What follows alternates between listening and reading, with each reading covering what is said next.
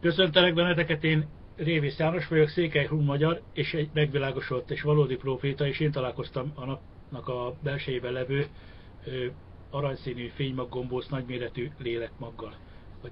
És sajnos a túlnyomó többségben mind sötét, primitív hülye bunkók vagytok, bazd meg, mint ti, ilyen hülye bunkó nézők, hogy annyira hülye vagy, hogy még azt se tudod, bazd meg, te hülye bunkó, hogy a fejedből nézel ki, és ott kapaszkodsz benne kis csápokkal, bazd meg, és egy ilyen kis hajszától létszer kisebb gömb van a fejedbe, az a lelked, te ökörállat. Még ahhoz is hülye vagy, bazd meg, hogy rájöjjél arra, hogy a fejedből nézel ki, te tahó. Igaz?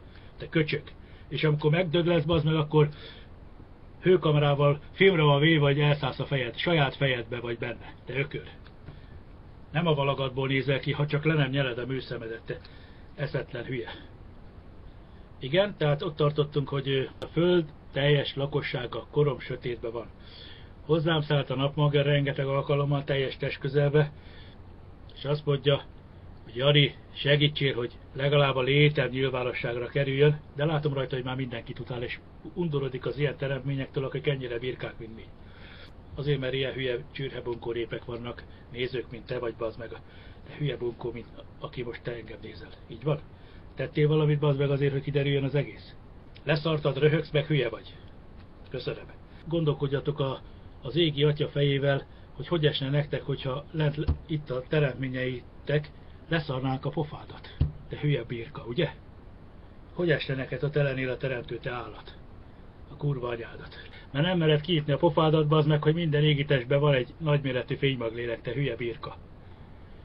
Te vagy a komoly ember, kap be a faszom. Ne is találkozzál velem, a pofádat szétvágom, te geci. Úgyhogy ezért nem megyek be közétek, mert ilyen bunkó állatok vagytok, bazd meg. Meg nem csak a turulmadár, meg az égig érő fa, meg a fehér lófityba, meg a hülye dumátok. Ugye? Istennek a teremtményeivel szórakoztok, meg az atyát gúnyoljátok, bazd meg. Aranyalmának, ti hülye köcsögök. Na, le is megyek, mert csak idegesítem magam ilyen birka népekkel, mint ti vagytok. Viszont hallásra és viszont látásra. És én egy Székelyhun magyar vagyok, és én találkoztam az atyával több alkalommal, megtisztelt, mert tudja, hogy én nem gúnyolom, bazd meg, turulmadárnak, meg aranyalmának, meg ilyen baromságoknak, mint amit műveltek. Hülye getik.